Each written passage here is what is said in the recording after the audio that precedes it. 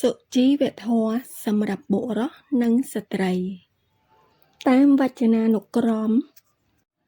សុជីវធម៌មានន័យថាការរស់នៅដោយល្អគឺចំណេះសណ្ដាប់ធ្នាប់ការដឹងប្រមាណគួរសមក្នុងកិច្ចការប្រាស្រ័យជាមួយនឹងអ្នកដទៃទ្រព្យសម្បត្តិហូរហៀររូបសម្បត្តិល្អឥតខ្ចោះ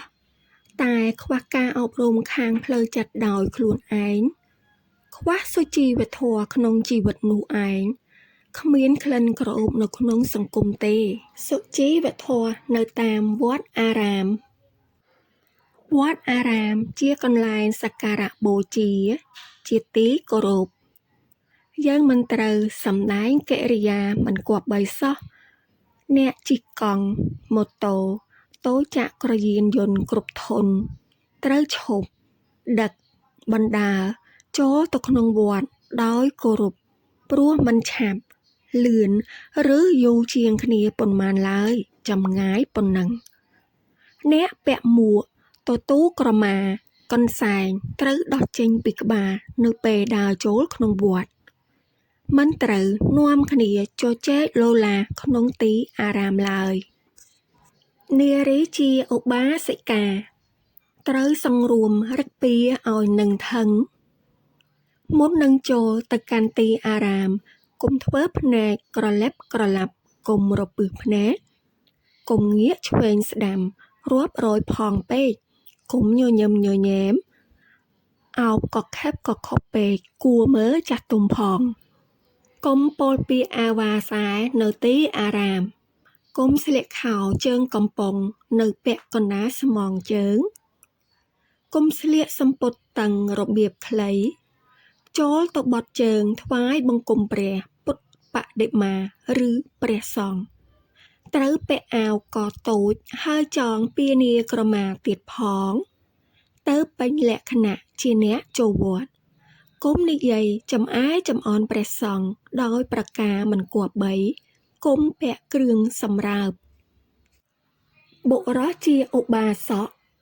ត្រូវប្រើពាក្យសម្ដីឲ្យសមរម្យគោរពព្រះសង្ឃដែលស្មោះត្រង់ព្រះពុទ្ធសាសនាពេលថ្វាយបង្គំព្រះពុទ្ធបដិមាករឬថ្វាយបង្គំព្រះសង្ឃត្រូវងាកទៅព្រះពុទ្ធបដិមាករឬព្រះសង្ឃគុំថ្វាយបង្គំតាត់ទងហើយក្បាលគុំងាកមកចរចាជាមួយអ្នកឯណាមួយទៀតឲ្យសោះព្រោះការធ្វើដូច្នេះនាំឲ្យសៅហ្មងដល់អ្នកដែលគេគោរពបូជាចំពោះព្រះពុទ្ធសាសនាកុំឈោងដៃឬតោងសណ្ដោងយកអ្វីរំលងពីព្រះពុទ្ធបដិមាករអ្នកដែលចូលទៅកាន់ទីវត្តអារាមមិនត្រូវលួចយករបស់អ្វីជាទ្រព្យដែលពុទ្ធសាសនិកជនបានខំរៃគ្នាទុកសម្រាប់វត្តមកធ្វើជាទ្រព្យរបស់ខ្លួនទេសុជីវធម៌របស់ភ្ញៀវគេមិនត្រូវដើរចូលទៅក្នុងផ្ទះអ្នកដែលអញ្ជើញ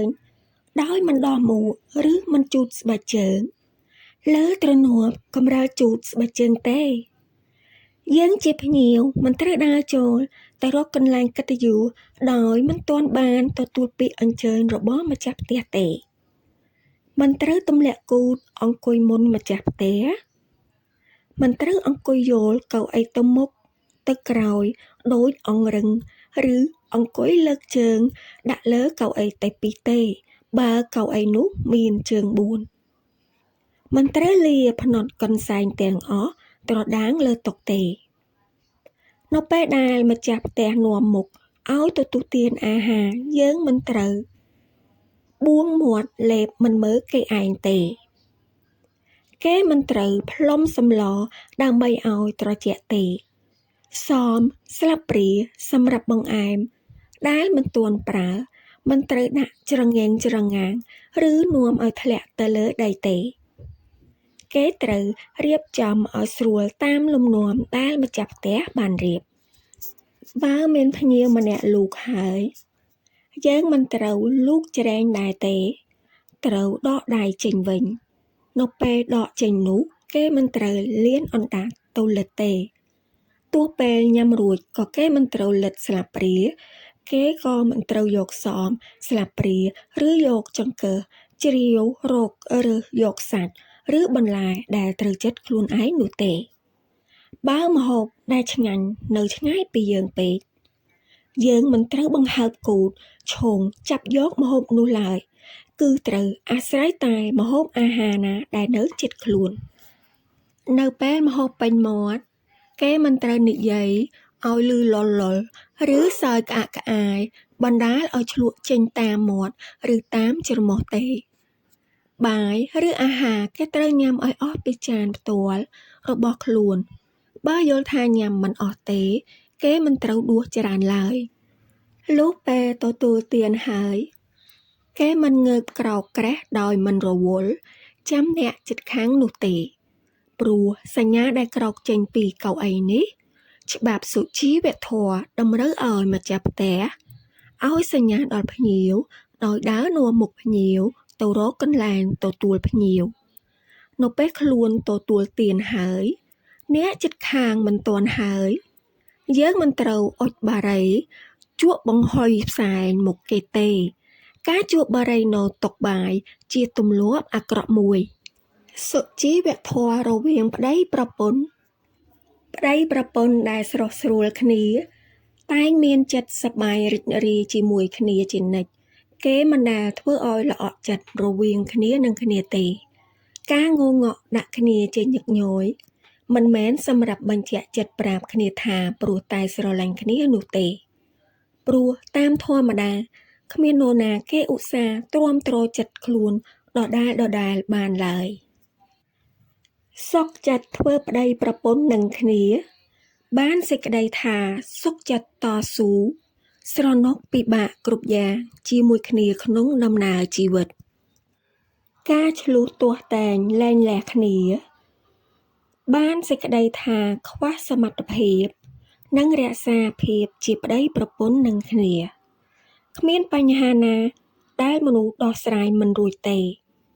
មានតែមនុស្សមិនចូលចិត្តនឹងដោះស្រាយប៉ុណ្ណោះដូច្នេះសុជីវធម៌រវាងប្តីប្រពន្ធសរសើរតែអ្នកដែលស្រឡាញ់គ្នាដោយស្មោះត្រង់មិនលោភលួចមានសាហាយស្មន់ណាមួយទៀតនារីជាភរិយាគួរយល់ឲ្យច្បាស់អំពីករណីយកិច្ចជាប្រពន្ធរបស់គេកុំចង់ធ្វើជាចៅហ្វាយនាយគេខ្លាំងពេកកុំប្រើប្តីដូចខ្ញុំកំដរកុំដេកសណ្ដូកជើងឬយោលអង្រឹងចាំមើលប្តីបោកខោអាវស្រដាំឬជូតសម្អាតផ្ទះជាការពិតណាស់មានបុរសដែលជាស្វាមីខ្លះដែលស្រឡាញ់ប្រពន្ធខ្លាំងពេកទោះគេឲ្យធ្វើអ្វីក៏ធ្វើទាំងអស់តែមានភរិយាខ្លះមិនបានយល់ដល់ចិត្តស្វាមីឡើយស្មានតែគេជាទាសារបស់ខ្លួនដាច់ថ្លៃម្ល៉េះហើយក៏ពោលពាក្យអាក្រក់ថោកទាបខ្លះដល់បុរសជាប្តីរបស់ខ្លួនទោះក្នុងកាលៈទេសៈណាជាភរិយាគេត្រូវតែគោរពគេក្នុងឋានៈជាប្តីជាដរាបការបញ្ចេញយោបល់ផ្អែមល្ហែម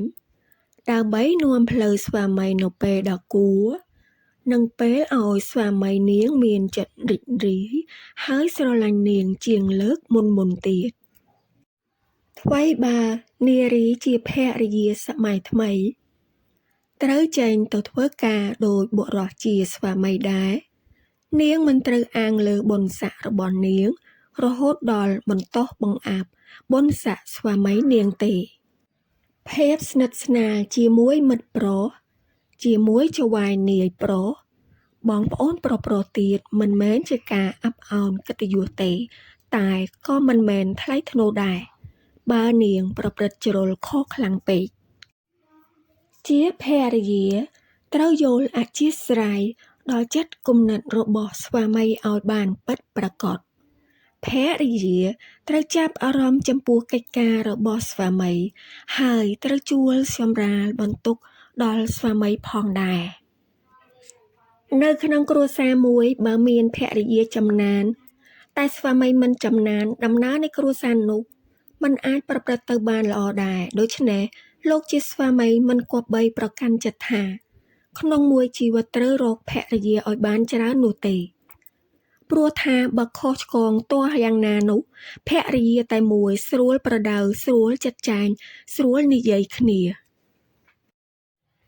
បុរសជាស្វាមីជាអ្នកដោះស្រាយបញ្ហាធំទាំងឡាយដែលចោទមកដល់គ្រួសារខ្លួនត្រូវខំលើកដំកើងកម្រិតជីវភាពគ្រួសារខ្លួនធ្វើឲ្យនារីជាប្រពន្ធមានចិត្តកក់ក្ដៅលើផែនទ្រូងរបស់ស្វាមីបុរសជាស្វាមីមិនគួរប្រកាន់រឹកស្រីម្ញាក់ម្ញក់ងងក់ទេព្រោះធម្មជាតិរបស់ស្ត្រីនឹងមិនចំណុះលោកប៉ុន្មានចំពោះកាយវិការនេះទេបុរសជាស្វាមីត្រូវគោរពភរិយាដូចជាភរិយាគោរពរូបលោកដូច្នោះដែរការវាយដំច្រំធាក់ទៅលើភរិយាដែលជាភេទទន់ខ្សោយជាកិរិយាវិកលចរិតលើលាផុតលេខដែលគួរតែស្វាមីទាំងឡាយច្រានចោលមាយាទរបៀបនេះឲ្យធ្លាក់ភក់ជ្រាំឲ្យអស់ហើយក៏មិនត្រូវស្វះស្វែងរកស្រីញីបណ្ដាគ្នាលេងបង្ហិនថវិកាគ្រួសារដើម្បីសម្រេចតាមទំនើងចិត្តរបស់ខ្លួនមួយពេលនោះទេកើតមកជាប្រុសគេត្រូវអប់រំចិត្តខ្លួនគេឲ្យទៅជាមនុស្សប្រុសថ្លៃថ្នូរសមសួនមិនត្រូវមាក់ងាយភរិយារបស់ខ្លួនដោយប្រការណាមួយឡើយប្រសិនជាភរិយារបស់ខ្លួនជាស្ត្រីល្អជាម្ដាយល្អជាប្រពន្ធល្អហើយចំពោះភរិយាត្រូវចេះសួរសំណួរមកកាន់ខ្លួនឯងថាតើខ្ញុំជាមេផ្ទះដ៏ចំណានម្នាក់ដែរឬទេផ្ទះសម្បែងរៀបចំមានសណ្ដាប់ធ្នាប់ឬនៅម្ហូបអាហារបាយសម្លទុកដាក់ចង្ក្រានជើងឆ្នាំងជួយធ្វើការប្តីនិងដឹកនាំកូនសពគ្រប់ឬនៅតើខ្ញុំបានចាប់អារម្មណ៍ចំពោះសុខភាពរបស់ស្វាមីខ្ញុំក៏ដូចជាសុខភាពរបស់ខ្ញុំដែរទេតើខ្ញុំគួររំខានស្វាមីខ្ញុំចំពោះរឿងបន្តិចបន្តួចដែរឬទេតើខ្ញុំមានគិតសពគ្រប់ចំពោះថវិកាសម្រាប់កម្រិតឋានៈគ្រួសារឬនៅចំពោះស្វាមីវិញក៏ដូចគ្នាក្នុងនាមជាស្វាមីក៏ត្រូវចេះសាកសួរខ្លួនឯងដែរថាតើខ្ញុំបានបំពេញករណីយកិច្ចជាស្វាមីរបស់នារីម្នាក់នេះពិតប្រាកដទេតើខ្ញុំមានបានយកចិត្តទុកដាក់អំពីកិច្ចការនិងសុខភាពរបស់ភរិយាខ្ញុំនិងកិច្ចកង្វល់របស់ភរិយាខ្ញុំទេតើខ្ញុំត្រូវធ្វើយ៉ាងណាដើម្បីធ្វើឲ្យភរិយាខ្ញុំសប្បាយរីករាយនិងបានលើកកម្រិតជីវភាពគ្រួសារសមរម្យហើយឬនៅពេលឈប់សម្រាកតើខ្ញុំមានជួយមើលកិច្ចការក្នុងផ្ទះសម្បែងដើម្បីជួយសម្រាលភរិយាខ្ញុំទេចុះកូនរបស់ខ្ញុំវាស្រឡាញ់ខ្ញុំទេរៀនសូត្រដល់ណាហើយនៅខ្សោយត្រង់ចំណុចណាទៀតទាំងនេះគ្រាន់តែជាសំណួរខ្លះតែប៉ុណ្ណោះសំណួរ